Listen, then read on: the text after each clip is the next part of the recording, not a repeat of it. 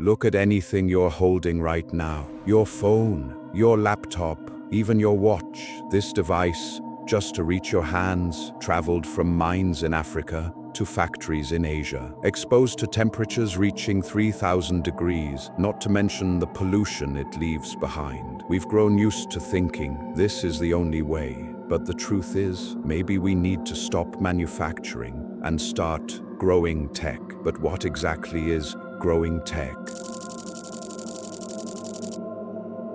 Look at an apple tree. Have you ever seen a tree need a furnace to grow an apple or gears to build its wood? Nature doesn't manufacture. Nature writes code stored within it, building complex systems. So what's stopping us from using the same mechanism? AI writes the genes inside the seed. These seeds aren't programmed to grow wood. They're programmed to extract and assemble materials. AI becomes the architect, redesigning the tree itself. Instead of growing an apple, it grows an iPhone. And no, this isn't science fiction. This is real research happening right now in labs all around the world.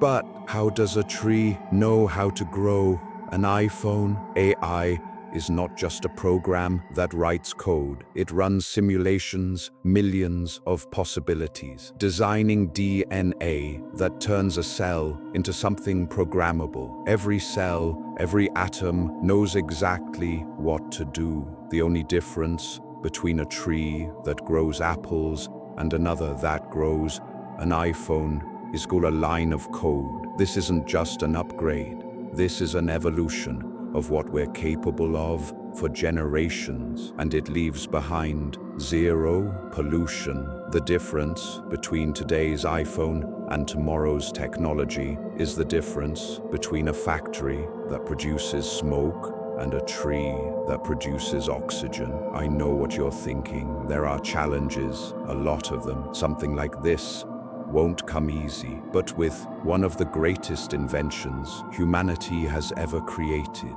we now have a mind capable of helping us decode nature and rewrite the rules of the game.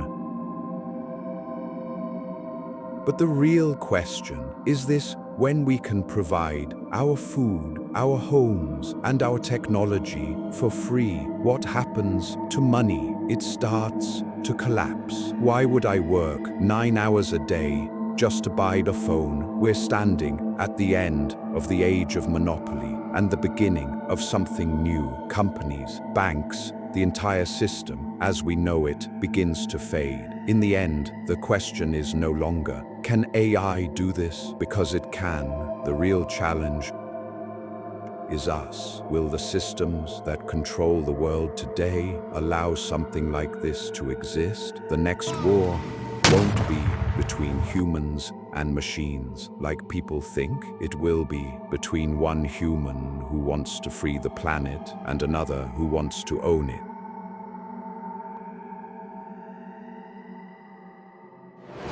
This was the first video in Project 2037. I'll see you in the future.